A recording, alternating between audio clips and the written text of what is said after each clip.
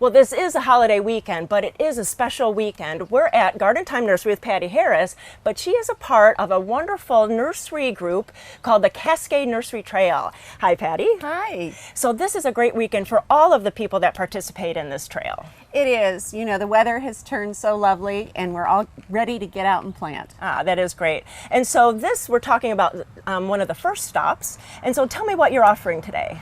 Well, today I chose a few plants that butterflies really love. This is a Gaura.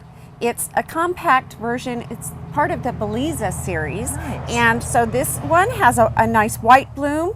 It works wonderfully in a container as well as in the garden. It's well behaved, and if you do a little deadheading on the stems, it'll bloom all summer long. Nice. There's also, we have a pink version of the same thing, nice red stems.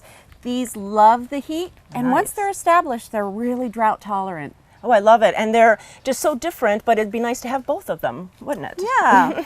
And then what's this one? That one is Solidago fireworks. And as far as greenery, it might not be the most stunning thing, but once it blooms, it's amazing. It has bursts of beautiful vivid yellow sprays of bloom. It's deer resistant. Nice. It loves the heat, drought tolerant once again. And if you have dahlias or things that bloom later in the summer, it makes a great filler in those bouquets as well. Holds up really well as a cut flower. Very nice. And in the garden, what a nice companion plant to those. And then a variegated foliage. I love variegated foliage. This one is Eupatorium pink frost. Pretty. This is Eupatorium is also known as Joe Pye weed, and a lot of the Joe Pye weed traditionally, when we think of that, they're huge and they run and they require a lot of water. This one is a bit more compact. Nice. It's only about 3 feet tall, 2 feet wide. So far it has not taken over and been a real heavy runner, but the variegated foliage is lovely during the summer, and then late summer into the fall is when you get those beautiful dark pink buds, and then it gets to be a little paler pink blossom as they open and hold. The birds love them. Oh, that is pretty. And I've noticed bees on the other one, so that's really a great for pollinators. Yeah. So is there a website to visit for all the information about the Cascade Nursery Trail? It's cascadenurserytrail.com, and there you can find a listing of the individual nurseries as well as the schedule of events that we hold together, and you know, we'd love for you to come out and take a tour. Fun weekend. Well, now I'm going to pass it to William, who's at another member of this wonderful tour. Take it away, William, at Sebright Gardens. Well, it is a real delight for me to be here with Kirk, and we are at Sebright Hosta. And you guys have so many amazing plants, first of all, so it's always delightful to come out here. But today we're going to specifically talk about some troubled areas in our garden, right? Yeah, that would be great. So tell me first of all, let's talk about those and then see what trouble we do areas, areas that are dry or have a lot of root competition. Which could happen in sun or shade, isn't that true? Exactly, absolutely. Yeah. And so what is your thought though when you say those are troubled areas?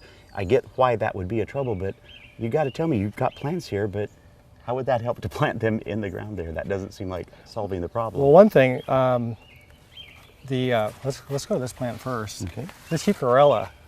It's crossed between a Tiarella and a Heuchera, and the nice thing about it is in the gardens, we have it in our gardens underneath a very large fir tree, and it has a lot of root competition from the fir roots. Our native plants here, because of our summer dry, they send up a lot of fibrous roots, which create a lot of competition. So this is one plant that's been able to compete well with the tree roots and in the garden, and it has fairly attractive flowers like the Tiarella type flower, but the foliage, it has more of a Heuchera type foliage. So then let me understand, Kirk. You're not saying that there aren't plants that can tolerate and exist in these bad conditions, but there's a way that you have come up with that really is much simpler to deal with it. Yeah, exactly. So what is that way of doing it? Oh, you're putting me on the spot here.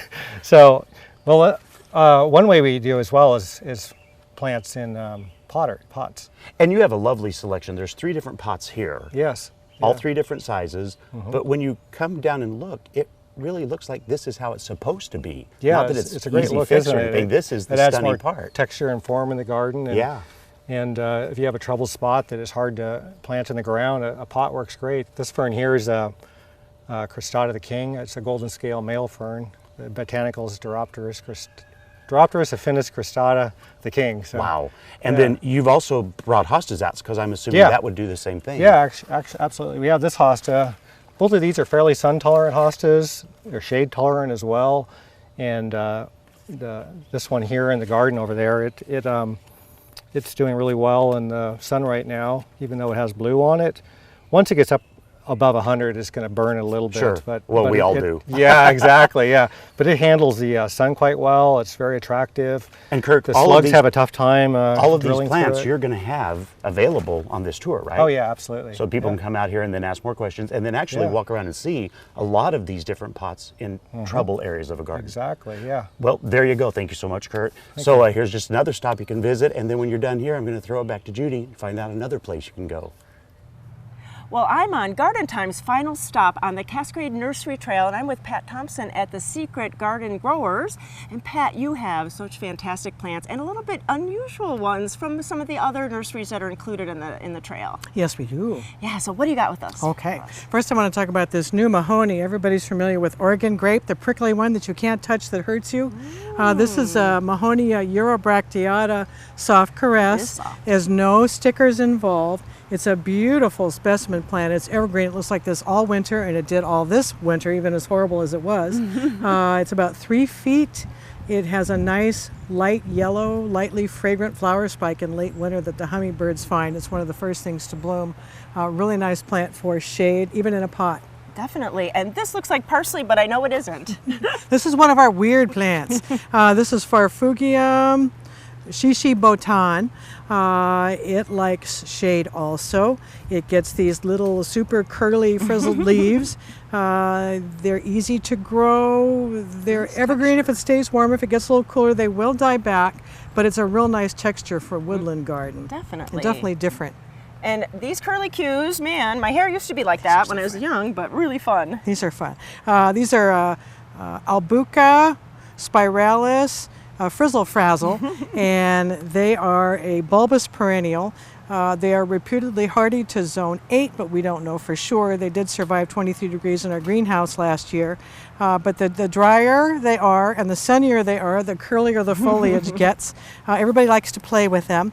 And they have a nice bloom all winter. This one's just finishing up. We had bloom spike after bloom spike all winter long. Neat. They're really beautiful flowers. They almost look like orchids, and They they have a do. very nice fragrance as well. Really cool. So maybe in a container and on the porch so you can In a really container, enjoy or them. try it in a rock garden outside Oh, and see what happens and let us cool. know. And so a new Japanese Relia? Yep. This is a Fatsia Japonica. This is Fatsia Japonica spider web. Look at that. It kind of has a nice white webbing. This likes full shade. It doesn't like any direct sun. It is evergreen, extremely hardy. I kept one in a pot this winter on the porch, and it did just Wow. fine even through our coldest cold. And I would actually call this deer-proof. The deer Oh. hate this plant. So it's a tough, sturdy plant with kind of a tropical touch and a nice white webbing on the leaf all year long. Very pretty. And so we were talking about prickly. Now this one is kind of prickly. This one's very prickly. This is a fun plant. It's actually in the citrus family. Poncirus trifoliata, variety Monstera flying dragon. That's a mouthful. It's a really fun specimen plant. It's got these zigzag curvy stems. It has white citrus scented flowers, and it has little fruits if you're lucky. They're not edible, but they say they make good marmalade. You can kind of stake them up and get them to grow tall, or you can leave them short and you almost get kind of a bonsai look. And they're hardy enough to leave outdoors in a pot, so they make a wonderful specimen in a pot for the winter. Or if you have a teenage daughter, they're great underneath her bedroom window because they make an impenetrable hedge. Well, good tips for all these plants from Pat. So now this weekend is the Cascade Nursery Trail. You can go online and look at this brochure, or you can pick it up at any of the nurseries that are on the tour. There's going to be 6. So please stop out this weekend. It's lots of fun, different plants at every place. You got to stop at everyone. Thanks, Pat, so Thank much. you, Judy.